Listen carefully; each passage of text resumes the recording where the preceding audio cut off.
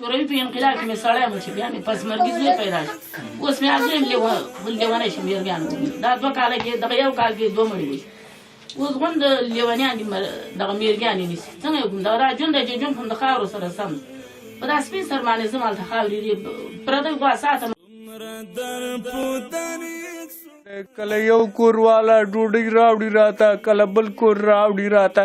که کورو والا ډوډۍ راوړي خو راوړي که وړکیانو ته یې ورکمه خپله په ناره باندې سملمه ورو. څومره در په دریک څومره ستړی ژوند زه دې پېژنم نیمګړی. څومره در په دریک څومره ستړی ژوند زه دې پېژنم نیمګړی.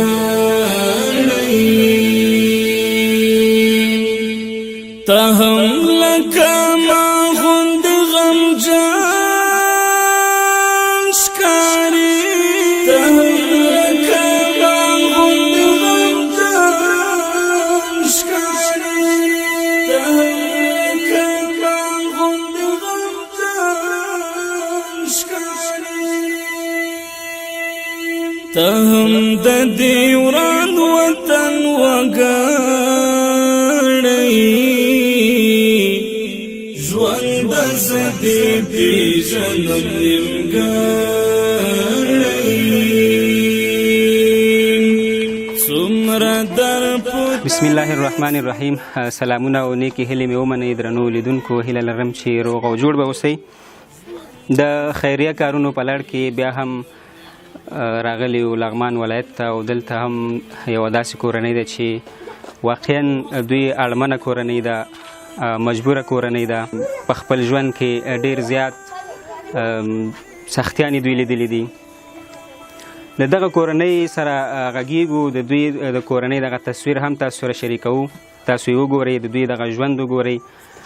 واقعا دغسې کورنۍ پیدا کول او له دوی سره مرسته کول دا به زموږ او ستاسې لپاره د دنیا او د آخرت د خیر او ښېګڼې کار وي. ژوند زه دې پېژنم نیمګړی. څومره در په دریک څومره ستړی. لیدونکو ښه راغلی. لکه څنګه مو چې درته یادونه وکړه، دغلته یوه اړمنه او مجبوره کورنۍ ده او غواړو له دوی سره خبرې وکړو، د دوی د زړه درد له تاسو سره شریک کړو، د دوی ژوند زندګي تاسو ته وښایو د سکرین پر مخ باندې. نو تاسې هم بیا کولی شئ د دغسې خلکو، د دغسې اړمنو او واقعي اړمنو خلکو لاسنیوی وکړئ او له دوی سره مرسته وکړئ. مورکۍ څنګه یې؟ ښه یم زوی. د ژوند قصه راته وکړئ، ژوند زندګي مو څنګه تېرېږي؟ ګرانه زوی خو دغه زندګي ده چې شوروي په انقلاب کې مې سړی مړ شي، بیا مې پسمرګي زوی پیدا شي. اوس مې هغه زوی لیونی شي میرګیان دا 2 کاله کې دغه 1 کال کې 2 مړي وشي. اوس غوند لیونیان دي دغه میرګیانې نیسي. څنګه یې وکړم؟ دغه را ژوند دی چې ژوند خو د خاورو سره سم په دا سپین سر باندې زه هلته خاورې دي پردی غوا ساتمه، په نیمایي باندې ساتمه زوی غېدې باندې که چای وشو که وشو. خو روزي مې دغه الله نه غواړم چې مځکې او اسمان مې پیدا کړي، هغه الله نه غواړم روزي. نور به زه څه وکړم؟ خو زوی خو مې هغسې ګډ وډ دی چې هر ځای کې پروت وي، ماته پروت. یو څو 15 روپۍ چې چا خیراتي ورکړي بل یې د جم نه ورته باسي، هغه ترې نه ورکې شي.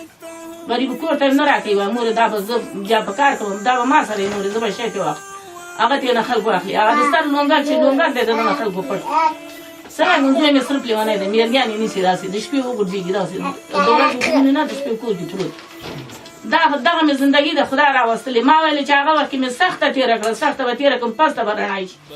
و چې خدای تیاره راوستلې ده، اوس هم حالاتو صبر کوم، هغه حالاتو صبر کوم چې خدای تیاره مې راوستلې.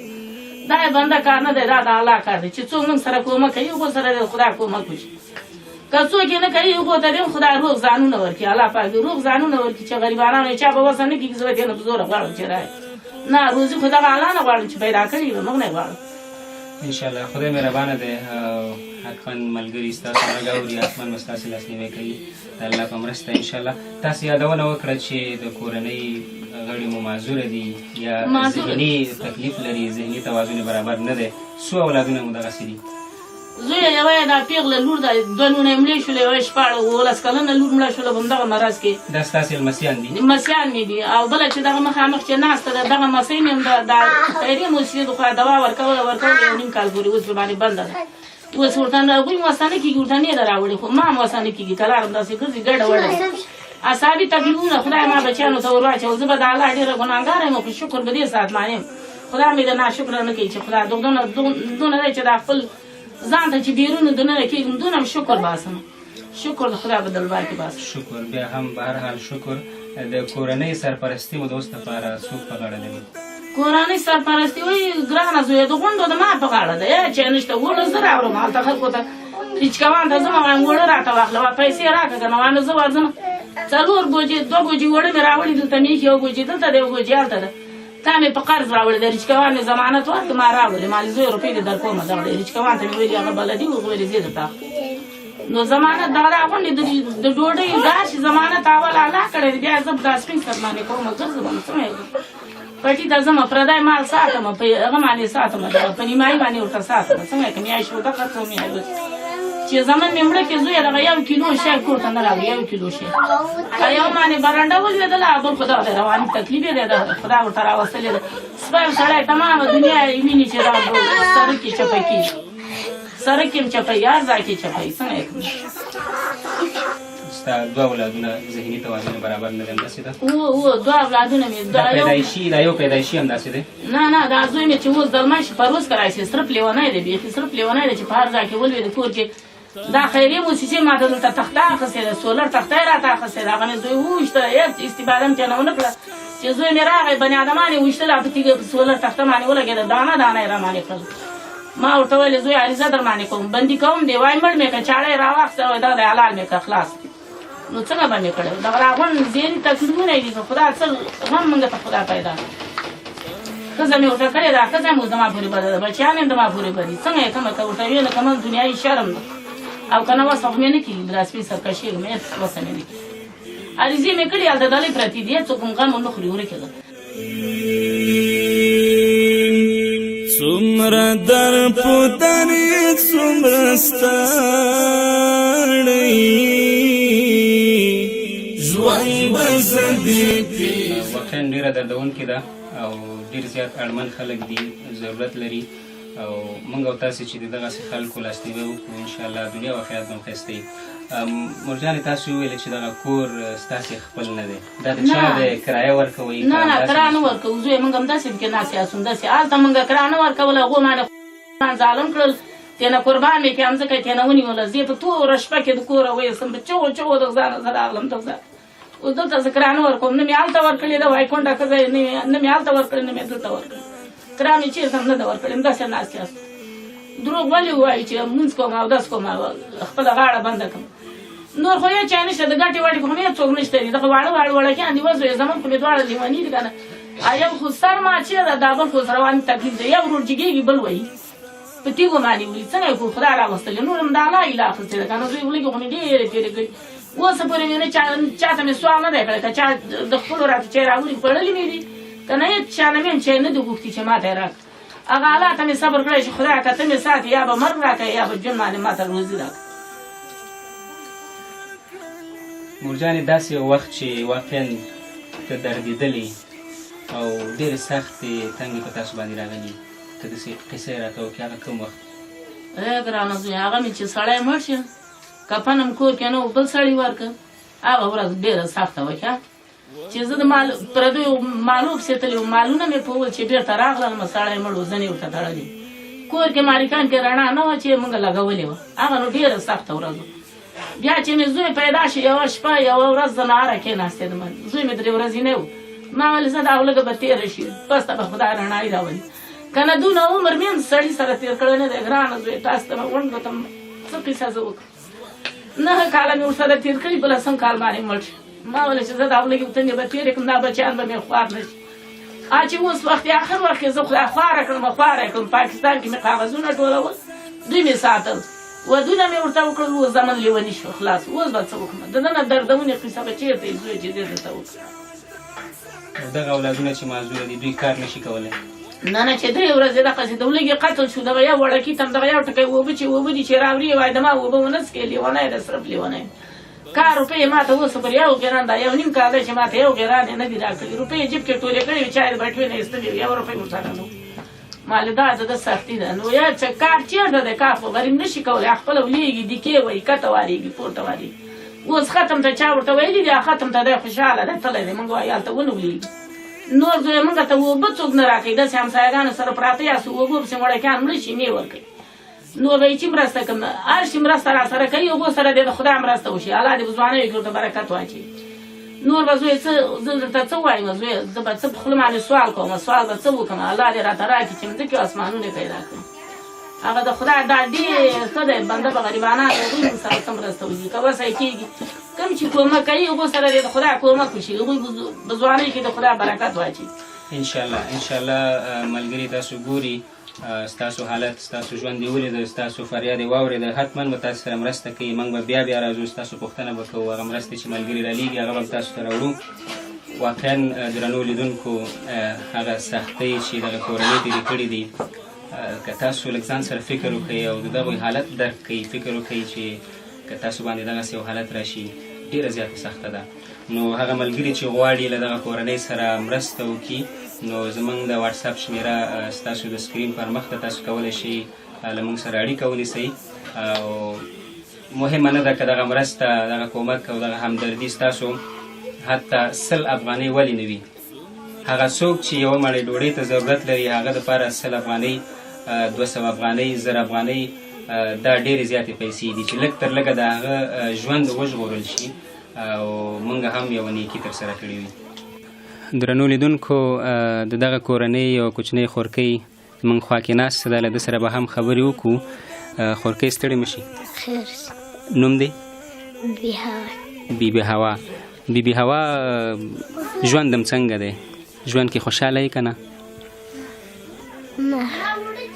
خوشحاله نه یې ولې خوشحاله نه یې پلار مې عصبي تکلیف لري ښه پلار دې ناروغه دی کار نشي کولی نه په همدې خاطر ته خفه کېږې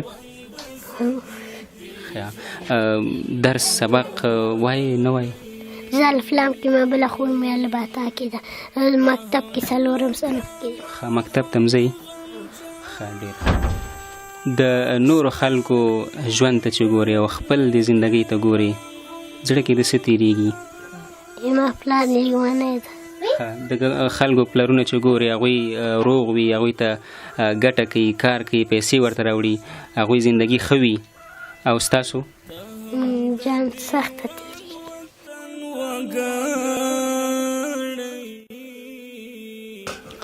لیدونکو تاسو د دغه خورکۍ خبرې هم واورېدې دا وایي چې پلار مې معذوره دی او هغسې کار نشي کولی لکه څنګه چې د نورو خلکو پلرونه کار کوي ښه ژوند وي نو دوی هم غواړي چې یو ښه ژوند ولري نو د دوی د ژوند ته به څوک تغییر ورکوي انشاءالله موږ او تاسې د الله په مرسته به کوشش کوو د دغسې کورنیو به لاسنیوی کوو د دغسې کورنیو سره به همکاري کوو اکثره همسایګان کله کله ورسره کومک کوي کور یې ودان چې هر څوک کومک کوي کور یې ودان وس الله دې ورته اجرونه ورکړي الله دې ورته توفیق ورکړي چې د همسایګانو سره دغسې خلکو سره لا ډېرې مرستې وکړي نو لیدونکو د دغه کورنۍ د ماحول هغه ژوند په تصویري بڼه له تاسو سره موږ شریکوو در سره تاسو یو ګورئ او خپله قضاوت وکړئ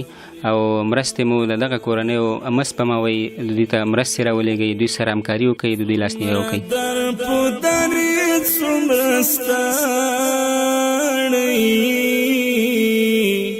ژوند به زه دې پېژنم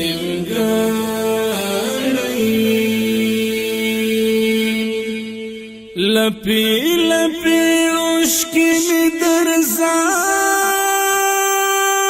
کړلې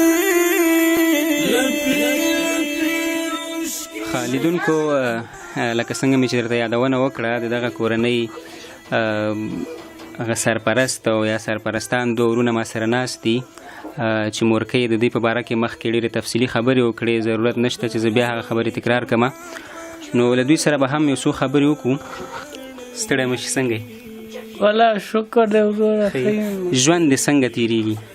وروره خپله درته معلوم یم، کله 15 روپۍ څوک راکړي رابه کړي که نه، کله یو ځای کې ولیږم کله بل ځای کې ولیږم وروره. کار نشته دی، بار نشته دی وروره. څه شی کار کوې مثلا؟ څه کار کولی شي نشي کولی؟ والا وروره چې نشم کولی، کار مار نه کېږي وروره، نشم کولی. کله یو ځای کې ولیږم کله بل ځای کې ولیږم وروره، نه کېږي وروره، کار بار نه کېږي. دا چې ته کار نشي کولی او تکلیف لرې، مریض یې، نو دلته خو اولادونه دي ستا، اولادونه خو شته؟ شکر ده شته دي وروره. هغوی خو تا نه نفقه غواړي، حتمن ډوډۍ غواړي، درنه بیا څه کوې؟ وروره نور چل چاره وکړم که څوک دا ماښام ډوډۍ څوک راوړي که نه دغلته دا مسایه که یو کوروالی که بل کوروالی څوک مسایه ډوډۍ راوړي راته، خو که را نه وړي وروره الله تعالی ته مونږ هغه استو وروره. که کار درته پیدا نشي بیا خفه کېږي حتمن؟ خود خفه کېږم. او څوک در سره مرسته هم ونه کړي؟ وروره څوک مرسته وکړي وروره، نور چاته لاړ شم چې ما سره مرسته وکړي، ما سره مرسته وکړي. په غار خو کله یو ځای کې وم کله بل ځای کې وم، کله یو ځای کې ولیږم کله بل ځای کې ولیږم. وروره 2 لورګانې مې مړې شولې، هغه خپله ټوله دنیا ته معلومه ده. دواړه یو دانه ګونګه لور مې وه، هغه مړه شوله، بله مړه شوله. وروره نور چاره زما نشته ده، نور چاره څه وکړم راته خپله تنبو ووایه وروره. یعنې ژوند هم ډېر سخت تېرېږي؟ ورور نور چاره نشته ده، کله یو کور والا ډوډۍ راوړي راته کله بل کور راوړي راته. که کورو والا ډوډۍ راوړي خو راوړي که وړکیانو ته یې ورکړمه، خپله په ناره باندې سملمه وروره. او دا خوا کې چې ورور ناست دی دا مې مشر ورور دی وروره، یدم کار نشته دی. مخکې دغه وروره ته بل چا کور کې ناست یم وروره، بل چا برنډه د تیږ خښتو برنډه وه ولیدله، غریب سر ماشه 2 ټوټې شه. ټول ځای کې په غار یې مې وولید ورور علاج نه کېږي وروره، مونږ سره چې نشته چې علاج وکړو وروره.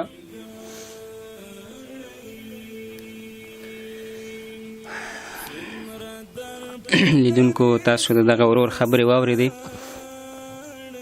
واقعا که یو څوک احساس ولري هغه به حتمن ځان سره فکر کوي، د دغه خلکو حالت به درک کوي، خپل ځان ته وګورئ او دغسې خلکو ته وګورئ، د دغه خلکو لاسنیوی وکړئ، د دغه خلکو سره مرسته وکړئ.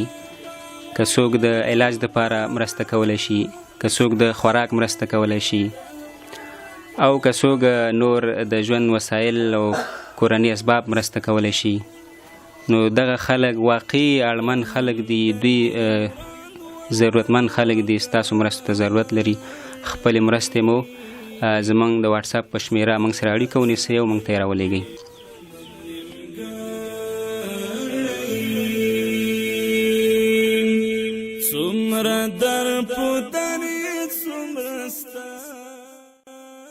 د شپې راباسم، زه خپله لاس ورکوم، دا زوی مې زه راباسم وایم چېرته به ولوېږي، بیا به یې لاس ماچیا پکه هغه نونه خو یې ضعیفې شولې که نه، ځای کې ولوېدلې. یغ دپاره ده ته لاس ورکوم، زه ورته ولاړه یم وایم زوی راځه چې بیرون ځای ته دې زه وباسم، د شپې زه باسم. کلکه دروازه وټکوي وایم مورې زه ولېږم ما ته لاس راکړه، وایم زه ویښه یم، زه بیرون څملم، یې ده دپاره زه بیرون څملم، دا جمع ماغون بیرون تېر کړی. بیا ده ته زه لاس ورکوم، دروازه کې بیرون یې باسم، موږ ځای پورې بیا یم چې دی بیا راجګ شي، بیا بېرته زه لاس ورکوم کوټه کې څملم، وایم وړکیانو باندې ونه ولېږي چې دی داسې ولاړ یې وارې هغه دیوال باندې ځي وارې ده دیوال باندې ځي، دا خو ګډ وډ دی ولېږي. دغه اوبو ته یې لېږلی نه شو چې لېږو یې موږ وایه چې یو نفر سره چوکیدار دی چېرته ونه ولېږي، یا به یې څنګه کړو؟ غټ سړی دی راته ولوېږي، داسې تکړه نفر هم نشته چې بیا یې جګ کړي، څنګه کو دغه مجبورۍ دپاره دغه هلک ته موږ چوکیداري کوو. مورجانې همدا اوس تا په افغانستان کې په خارج کې د سکرین په پرده باندې تا خلک ګوري، ستاسو ته خبرې واورېدې، څه غوښتنه ترې لرې؟ هغه څوک چې هغوی مالداره دي، هغوی ته خدای ورکړې ده، هغوی نه څه غوښتنه لري؟ زه هغو نه دغه غوښتنه لرم چې دا موږ لږ او تنده دې وګوري، خدا پاک دې هغو ته نور هم ورکړي، خو خدای دې زړه کې ورته رحم واچوي چې خوار غریب سره هم کومک وکړي که نه. خدا پاک دې هغو ته نور هم ورکړي، خدای دې روغ ځان ورته ورکړي، خدا پاک دې هغوی ته نوره دنیا هم ورکړي چې زړونه یې لوی، خدای دې زړونه هم ورسره ورکړي. او خو موږ معنی دیم خدای هغوی زړونه مهربان کړي چې موږ سره هم کم کومک وکړي. انشاءالله کوي به موږ ډېر با احساسه ورونه لرو په داخل کې او په خارج کې. انشاءالله حتما به ستاسو لاسنیوی کوي او هغه څه چې موږ ته راورسېدل موږ به په شفاف ډول انشاءالله هر څومره چې زر کېږي تاسو ته به یې رارسوو. د بل چا کور دی، هېڅ شی نه، هېڅ شی د بل چا کور دی، کور یې به راته وایي اوسېږه، راته وایي اوسېږه دغلته، خو د بل چا کور دی، زما کور نه دی. هر که چې زما کور و بیا برله د تونجي زما کور دی، کور هم د بل چا دی. راته ویلې چې دا نن هم زړه وشي، راته وایي مخې ته دې ښه شه وځه. نو کوم ځای ته لاړ شم؟ چوکۍ اوسېدلم، هغه ځای راباندې بارانه کې راباندې خالي که، بارانه کې راباندې خالي که، مغه ځای کې بارانه کې راباندې خالي که. دغه زما لورګانې نه خلسې په دې سختۍ کې په دې کې بارانه کې راباندې کورې خالي که. خوشحالي به څنګه وکړو؟ وځوي چې دا خوشحالي موږ ونسوځو. موږ خو نه ګاز لرو نه کوم نه بل هېڅ شی هم نه لرو. شیان هم ورک شي، هلته خلکو ګاز ډبې راته وړکۍ راکړلې، هغه موږ کار نه وي ګاز پکې نه وي چې باندې به استعمال کړو. دغه دا خوشحالي خو پردي دي که نه، موږ سوځو مجبور یې ساتو که نه، مجبور یې راوړو دلته یې تفریح کوو ورپسې کوو. هلکان خو چې نه شي راوړی، هغه پلاستیکونه راټولوي یا پلاستیکونه هم د کار نه دي. هغه ریچکونه کله یو ډېران کې پروت دي، کله بل ډېران کې. زوی خو مې دغه وینې که نه، دغه دا صرف لیونی دی چې داسې اوس په لاره ځي لکه څوک چې ټېل وهي، دغه مې زوی دی. دغه دا خوشحالي د بل چا نه راوړو، دلته یې تفریح کوو، مجبوري نه ده. څنګه یې وکړو؟ دا زوی مې 3 میاشتې پسته پیدا شوی دی. ګرانه زوی کچک یې کومه تمامه دنیا به ور واخلي. دا زوی مې 3 میاشتې پسته پیدا شوی و. زوی دغه سختي چې ما د زوی ته تېره کړې ده، تېره کړې د پاکستان کباړ ما ټول کړی دی. زوی پاکستان ته تللی، کباړ مې ټول کړی دی، د خلکو غشل ما خوړلی، خاورې ما خوړلي، هیرې ما خوړلي. اوس وخت یې آخر وخت کې ازمې م لیونی شو. اوس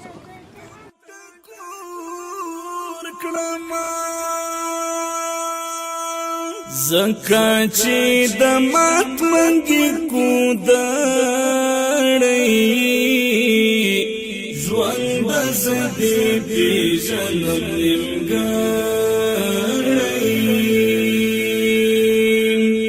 څومره در پودرې څومره ستړی ژوند زدي پیژنم نیمګړی څومره در پودرې څومره ستړی ژوند زدي پیژنم